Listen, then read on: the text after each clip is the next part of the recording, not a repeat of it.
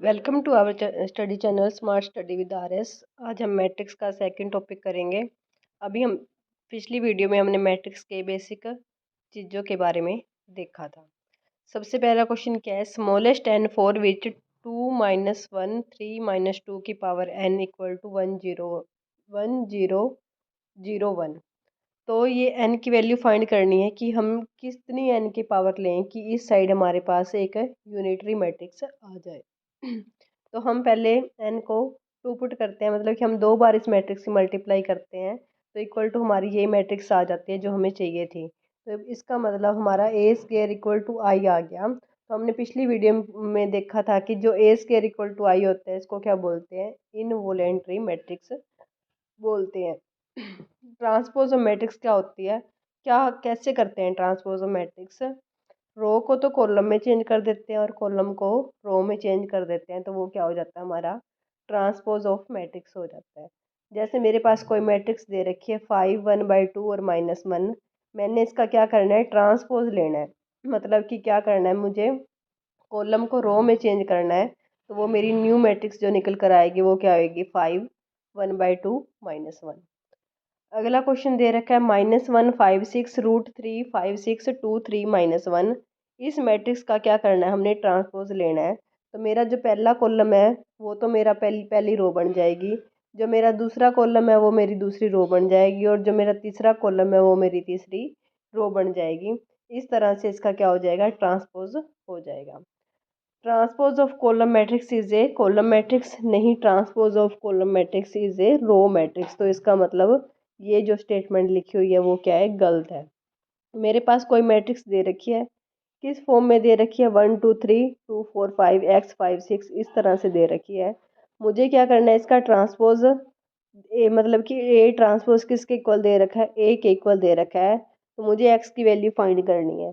मेरा पहला कॉलम है तो वो तो मेरा क्या बन जाएगी, पहली रो बन जाएगी। मतलब कि 1 2 x है तो वो किस में हो जाएगा, कॉलम कॉलम है वो रो में कन्वर्ट हो जाएगा। 2 4 5 है, जो दूसरा कॉलम है वो दूसरी रो बन जाएगी, जो तीसरा कॉलम है वो मेरी तीसरी रो बन जाएगी। दोनों को इक्वेट करूंगी तो यहाँ से मेरी एक्स की वैल्यू क्या निकल कर आएगी, 1 2 3 किसके इक्वल हो गया, 1 2 एक्स के। मतलब 1 2 का तो कंपैरिजन कुछ करना नहीं है, हमें तो एक्स की वैल्यू फाइंड करनी थी, तो वो एक्स की वैल्यू क्या आ जाएगी, 3 आ जाएगी। अगला क्वेश्चन में क्या दे रखा है, 3a + 4b का ट्रांसपोज दे रखा है मुझे। तो ये इस तरह से कुछ मैट्रिक्स दे रखी है। तो और दूसरी मैट्रिक्स दे रखी है इस तरह से 2b - 3a का ट्रांसपोज दे रखी है, और उसकी वैल्यू क्या दे रखी है, इस तरह से दे रखी है। तो मुझे बी की वैल्यू फाइंड करनी है। जैसे हम सिंपल इक्वेशन होती है हमारे पास, एलिमेंट्री इक्वेशन दे रखी होती है हमें इस तरह से x + 4y = 0, और दूसरी इक्वेशन दे रखी होती है 2x + 8y = 0। तो हम उसमें क्या करते हैं, इन कोफिशेंट को इक्वल करते हैं, इसको 2 से मल्टीप्लाई कर देते हैं और फिर दोनों इक्वेशन को सोल्व करते हैं। सेम उसी तरीके से हमने क्या करना है, जैसे यहाँ पे मेरे पास क्या दे रखी है, 3a + 4b ट्रांसपोज दे रखा है। तो मैं क्या करूँगी, इन दोनों मैट्रिक्स का क्या कर लूँगी, सम कर लूँगी। सम करने पे क्या होएगा कि जो मेरे पास दे रखा है 3a ट्रांसपोज, सबसे पहले तो क्या लेंगे, इसका ट्रांसपोज ले लेंगे। ट्रांसपोज लेने पे क्या होएगा कि यहाँ पे 3a दे रखा था, मतलब सिंपल मैट्रिक्स दे रखी थी, और ट्रांसपोज लेने पे वो क्या हो जाएगा, 3a ट्रांसपोज हो जाएगा। 4b ट्रांसपोज दे रखा था, तो b ट्रांसपोज का फिर से ट्रांसपोज लेंगे तो सिंपल b बन जाएगा। तो इस तरह से मेरी मैट्रिक्स बन जाएगी, पहले वाली 3a ट्रांसपोज + 4b बन जाएगी। दूसरी मैट्रिक्स बनेगी 2b - 3a ट्रांसपोज बनेगी। दोनों का सम करेंगे तो इससे ये पार्ट कैंसिल हो जाएगा, और मेरे पास पीछे मैट्रिक्स क्या बनेगी, 6b बनेगी, 6b बनेगी। और दोनों का सम करने पे वैल्यू कितनी आएगी, 6 18 - 6 0 12 24 आएगी। फिर 6 कॉमन ले लेंगे तो पीछे मेरे पास सिंपल b की वैल्यू बच जाएगी, वो कितनी है, 13 - 1024 है। प्रॉपर्टी क्या दे रखी है, if A is any matrix, कुछ प्रॉपर्टी हमने पिछली वीडियो में देख ली थी, कुछ इसमें देख लेते हैं। 2 बार ट्रांसपोज करेंगे तो सिंपल वही मैट्रिक्स आ जाएगी। k × a मल्टीप्लाई करके उसका ट्रांसपोज करेंगे तो वो किसके इक्वल होएगा, a ट्रांसपोज × k के इक्वल होएगा। A transpose plus B transpose करेंगे तो क्या बनेगा, ए प्लस बी का सम करके उसका ट्रांसपोज करेंगे तो उसके इक्वल आ जाएगा। ये प्रॉपर्टी देख ली थी हमने। अगला क्वेश्चन क्या दे रखा है मुझे, A transpose into B transpose equal to किसके दे रखा है, सी ट्रांसपोज के इक्वल दे रखा है। तो वहाँ से हमने क्या करना है कि दोनों तरफ मैं ट्रांसपोज फिर से ले लेती हूँ। ए ट्रांसपोज ले रखा है इंटू बी ट्रांसपोज करके उसका पूरे का ट्रांसपोज ले रखा है। तो क्या होएगी इसकी वैल्यू, जो पीछे वाला बी है वो मेरा आगे आ जाएगा, बी ट्रांसपोज ए ट्रांसपोज और पूरे के पावर ट्रांसपोज लेंगे तो ट्रांसपोज से ट्रांसपोज कैंसिल हो जाएगा तो बी आ जाएगा। ए ट्रांसपोज का ट्रांसपोज करेंगे तो ए आ जाएगा, बी ए इक्वल टू किसके इक्वल आ जाएगा, सी के इक्वल आ जाएगा। If A is a matrix of order M cross N and B is a matrix such that A B transpose and B transpose A are both defined order of matrix क्या होएगा। इस case में हमारा आपको ध्यान रखना है कि मुझे इस तरह से कुछ मैट्रिक्स दे रखी है, ए बी और बी का ट्रांसपोज दे रखा है। तो सबसे पहले मैं ए मैट्रिक्स है उसका ऑर्डर डिफाइन कर लेती हूँ। उसका ऑर्डर मान लो मेरे पास है एम इंटू एन है, और जो बी मैट्रिक्स है उसका ऑर्डर क्या है, पी इंटू क्यू है। और बी ट्रांसपोज मतलब कि उसका ट्रांसपोज करेंगे तो ऑर्डर क्या हो जाएगा, रिवर्स हो जाएगा। यहाँ पे मेरा ऑर्डर था पी इंटू क्यू, तो यहाँ पे मेरा ऑर्डर हो जाएगा क्यू इंटू पी। और इसकी मल्टीप्लाई किसके साथ करनी है, ए मैट्रिक्स के साथ करनी है। मैंने उसका ऑर्डर माना था एम इंटू एन। तो हमेशा जब हम जो मैट्रिक्स की मल्टीप्लाई करते हैं तो उसका ऑर्डर आता है, तो वो क्या आता है कि जो ये बीच वाला पार्ट होता है, मतलब कि जो हमारा फर्स्ट इंटू सेकेंड और सेकेंड इंटू थर्ड करते हैं, तो ये वाली चीज़ें हमारी इक्वल होनी चाहिए तभी हम मल्टीप्लाई कर सकते हैं। मतलब कि फर्स्ट रो का फर्स्ट मैट्रिक्स के कॉलम की वैल्यू सेकंड मैट्रिक्स के रो की वैल्यू के इक्वल होनी चाहिए तभी हम मल्टीप्लाई कर सकते हैं। अब मेरे पास A B transport defined means मतलब क्या हुआ कि इसका एन की वैल्यू किसके इक्वल है, क्यू की वैल्यू के इक्वल है। एम इंटू एन और क्यू इंटू पी है, तो इसका मतलब क्या हुआ कि एन की वैल्यू किसके इक्वल है, क्यू के इक्वल है। Put value of P equal to M, P equal to M क्यों पुट करेंगे, क्योंकि हमारे पास ये मैट्रिक्स डिफाइन की हुई है। तो दोनों का कंपैरिजन करेंगे तो यहाँ से हमारा ऑर्डर क्या निकल कर आएगा, एम इंटू एन निकल कर आएगा।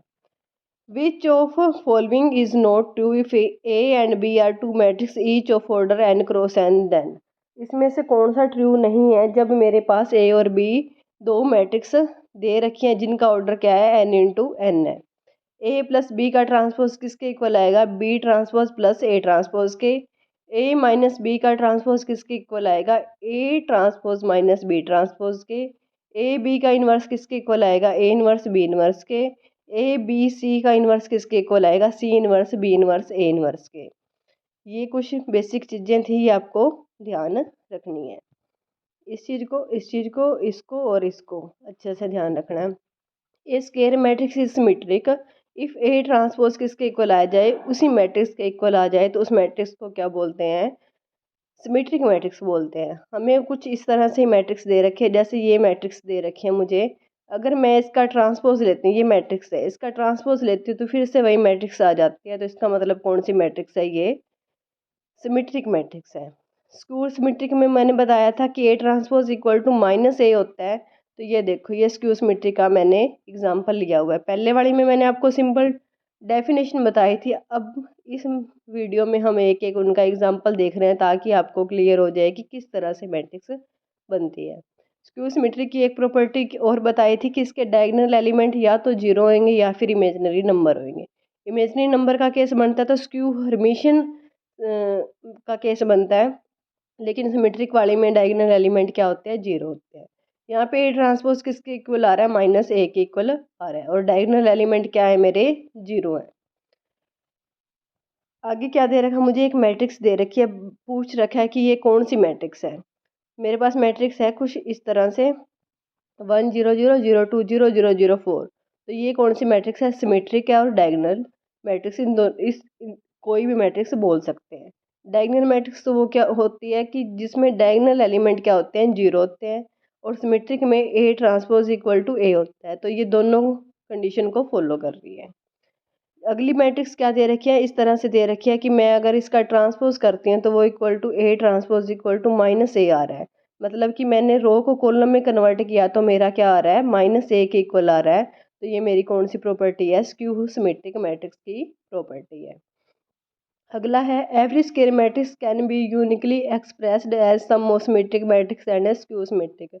हर एक जो स्क्वायर मैट्रिक्स होती है उसको किसका सम लिखा जा सकता है, सिमेट्रिक और स्क्यू सिमेट्रिक मैट्रिक्स का सम लिखा जा सकता है। मेरे पास जिस तरह से कुछ मैट्रिक्स दे रखी थी, ए मैट्रिक्स दे रखी थी, मैंने उसका हाफ किया, इस तरह से लिख दिया, हाफ ए प्लस ए की फॉर्म में लिख दिया। सिमेट्रिक के केस में तो क्या होता है, ए प्लस ए ट्रांसपोज लेते हैं और स्क्यू सिमेट्रिक के केस में ए माइनस ए ट्रांसपोज लेते हैं। दोनों का सम करते हैं सिमेट्रिक और स्क्यू सिमेट्रिक का, तो हमारे पास एक नई मैट्रिक्स निकल कर आ जाती है। If A and B are matrix of same order की मैट्रिक्स हैं और उसके अंदर क्या दे रखा है, मुझे नेगेटिव साइन दे रखा है, मतलब कि A B dash minus B A dash के इक्वल दे रखा है, तो वो मेरी कौन सी मैट्रिक्स हो जाएगी, स्क्यू सिमेट्रिक मैट्रिक्स हो जाएगी। ये आपको प्रूव करना नहीं सीखना कैसे कैसे आती है, आपको सिंपली ये ध्यान रखना है। If A is square matrix then A plus A transpose will be. अभी अभी बताया था कि अगर ए प्लस ए ट्रांसपोज आता है तो वो तो मेरी क्या होती है, सिमेट्रिक मैट्रिक्स होती है, और ए माइनस ए ट्रांसपोज आता है तो उसको क्या बोलते हैं, स्क्यू सिमेट्रिक मैट्रिक्स बोलते हैं। ये दोनों चीज़ें आपको ध्यान रखनी है। If A is skew symmetric matrix and n is positive integer then A की पावर n। मेरे पास क्या कंडीशन दे दी कि A तो मेरे पास स्क्यू सिमेट्रिक मैट्रिक्स है और n क्या है, पॉजिटिव इंटीजर है, मतलब कि A की पावर n क्या बनेगी, सिमेट्रिक और स्क्यू सिमेट्रिक कोई भी मैट्रिक्स बन सकती है।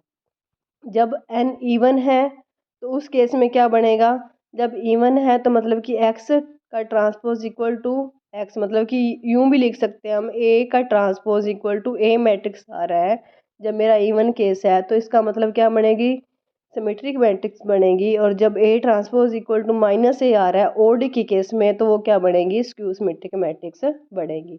मतलब वो n की वैल्यू के ऊपर डिपेंड करता है कि वो मेरी सिमेट्रिक है या स्क्यू सिमेट्रिक है। इवन के केस में तो सिमेट्रिक बनेगी और ओड के केस में क्या बनेगी, स्क्यू सिमेट्रिक बनेगी। पी प्लस क्यू की वैल्यू मेरे पास कुछ दे रखे हैं, मतलब दो मैट्रिक्स का सम दे रखा है इस तरह से। पी तो इसमें से स्क्यू सिमेट्रिक है और क्यू क्या है मेरे पास, स्क्यू सिमेट्रिक है, तो वो पूछ रहा है, देन क्यू की वैल्यू पूछ रहा है कि क्या आएगी। पी प्लस क्यू की वैल्यू ये है, मतलब मैं अब इसका ट्रांसपोज लेती हूँ तो मेरी वैल्यू क्या बन जाएगी, 2 4 1 3 1 2 5 2 1, इस तरह से बनेगी। अब हमने पहले अभी एक प्रॉपर्टी देखी थी कि मेरे पास कोई ए मैट्रिक्स है, उसका मैं अगर ए प्लस ए ट्रांसपोज हाफ करती हूँ तो ये तो सिमेट्रिक पार्ट को शो करता है, तो यहीं पे नेगेटिव साइन लेके, यहाँ पे मैंने नेगेटिव साइन ले लिया और फिर उसको 2 से डिवाइड किया, तो उस केस में क्या बनेगा, स्क्यू सिमेट्रिक बनेगा। यहाँ पे नेगेटिव साइन लेके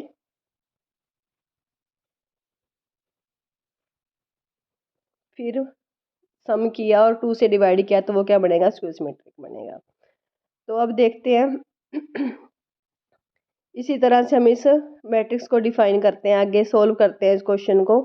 ये मेरे पास मैट्रिक्स दे रखी थी, मैंने इसको दो पार्ट में डिवाइड कर लिया। देखो इन दोनों का सम करेंगे तो ये तो कैंसिल आउट ही हो जाएगा, लेकिन मुझे तो ये पार्ट चाहिए।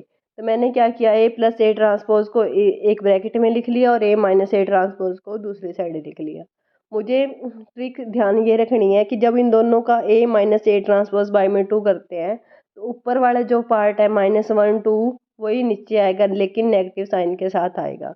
जो ये वाला पार्ट होएगा यो जी इस ब्रैकेट में -1/2 2 और 0, ये तो इस पार्ट को शो करेगा और जो नीचे वाले पार्ट को ये शो करेगा। तो यहाँ से हम ए की वैल्यू, सॉरी पी या क्यू जिसकी भी वैल्यू फाइंड करना चाहेंगे फाइंड कर सकते हैं।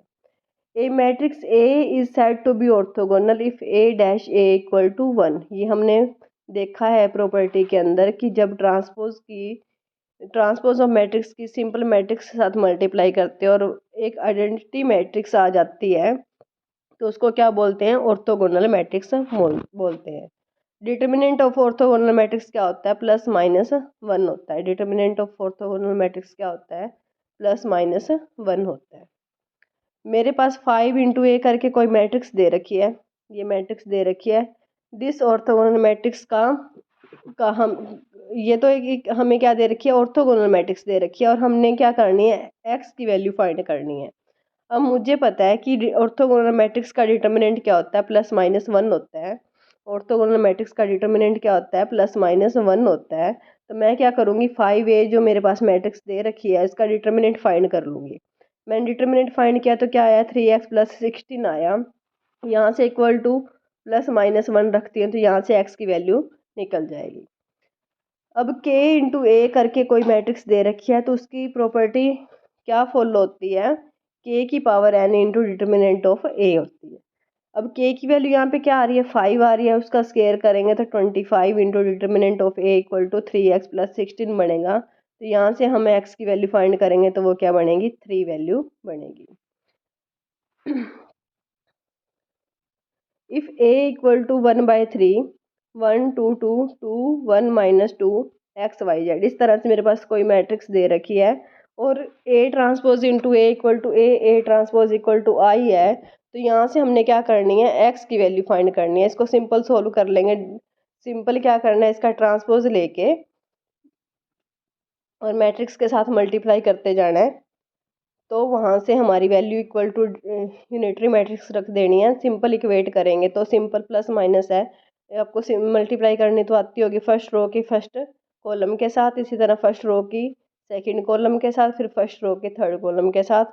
तीनों की मल्टीप्लाई करेंगे और कंपैरिजन करेंगे तो हमारे पास एक्स की वैल्यू आ जाएगी। हर्मिटियन मैट्रिक्स का एग्जांपल दे रखा है मेरे पास, डेफिनेशन एक बार और पढ़ लो। A square matrix such that is complex conjugate of a all element of matrix in which corresponding element with respect to the diagonal are conjugate of each other and diagonal element are always real number। यहाँ पे ये बात ध्यान रखने योग्य है कि जो डायगोनल एलिमेंट है वो हमेशा क्या रहेंगे, रियल नंबर रहेंगे। और जो यहाँ पे है 1 माइनस आइटा, तो इस साइड क्या होएगा 1 प्लस आइटा, मतलब ट्रांसपोज और कंजुगेट, मतलब कि उल्टा भी होएगा और साथ में नेगेटिव साइन के साथ भी जाएगा।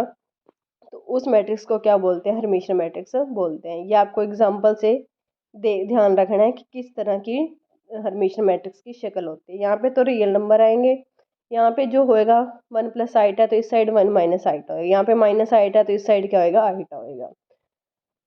स्क्यू हर्मिटियन में क्या होएगा, बस साथ में नेगेटिव साइन और आ जाएगा। आइडम पोटेंट मैट्रिक्स कौन सी होती है, जब स्क्वायर करते हैं किसी मैट्रिक्स का और इक्वल टू वही मैट्रिक्स आ जाती है तो वो कौन सी होती है, आइडम पोटेंट मैट्रिक्स होती है। ये सिंपल प्रॉपर्टी ध्यान रखनी है। इनवॉलेंट्री मैट्रिक्स में क्या होता है, ए स्क्वायर मतलब दो बार किसी मैट्रिक्स को मल्टीप्लाई किया तो वो एक आइडेंटिटी मैट्रिक्स आ गई तो वो कौन सी हो जाएगी, इनवॉलेंट्री मैट्रिक्स हो जाएगी। If A B are two idempotent matrix and A B equal to B A then A plus B, तब ए प्लस बी की वैल्यू क्या बनेगी। इसको आप एज ए प्रॉपर्टी ध्यान रख सकते हो और प्रूव करना चाहो तो प्रूव भी कर सकते हो। तो ये कौन सी होती है, आइडम्पोर्टेंट मैट्रिक्स ही होती है। मेरे पास कोई मैट्रिक्स दे रखी है 1 3 प्लस 4 आइटा 2 माइनस 3 आइटा, इस तरह से करके 3 माइनस 4 आइटा 2 प्लस 3 आइटा। और आप ये पूछ रखा है कि ये हर्मिटियन मैट्रिक्स है या स्क्यू हर्मिटियन है। यहाँ पे क्या आ रहे हैं, मेरे पास रियल नंबर आ रहे हैं, रियल नंबर है। और यहाँ पे क्या है 3 प्लस 4 आइटा और इस साइड क्या है 3 माइनस 4 आइटा है। यहाँ पे क्या है 2 माइनस 3 आइटा और इस साइड क्या है 2 प्लस 3 आइटा है। तो ये कौन सी मैट्रिक्स की प्रॉपर्टी होती है, हर्मिटियन मैट्रिक्स की प्रॉपर्टी होती है। डायगोनल एलिमेंट क्या होते हैं, रियल नंबर होते हैं। और अदर एलिमेंट क्या होते हैं, कंजुगेट ऑफ ईच अदर होते हैं। तो उसको क्या बोलते हैं, हर्मिटियन मैट्रिक्स बोलते हैं। इफ ए हमारे पास कोई मैट्रिक्स दे रखे हैं और वो क्या है, निल पॉइंटेड मैट्रिक्स है, मतलब कि उसका स्क्वायर करते हैं वो इक्वल टू 0 आ रहा है, तो वहाँ से के की वैल्यू फाइंड करनी हमने क्या होएगी, दो बार मैट्रिक्स की मल्टीप्लाई कर देंगे और इक्वल टू 0 0 रख देंगे तो वहाँ से के की वैल्यू क्या आ जाएगी, -2 आ जाएगी। यहाँ पे ये वीडियो कंप्लीट होते हैं। मैंने इस वीडियो में आपको हर तरह की मैट्रिक्स का एक एक एग्जाम्पल लेके आपके दिमाग में फिट करने की कोशिश की है कि कौन सी मैट्रिक्स किस तरह की होती है और उनको कैसे ध्यान रख सकते हैं। धन्यवाद। जिस चैनल को ज़्यादा से ज़्यादा सब्सक्राइब करें, सपोर्ट करें और अपने पेपर की तैयारी करें।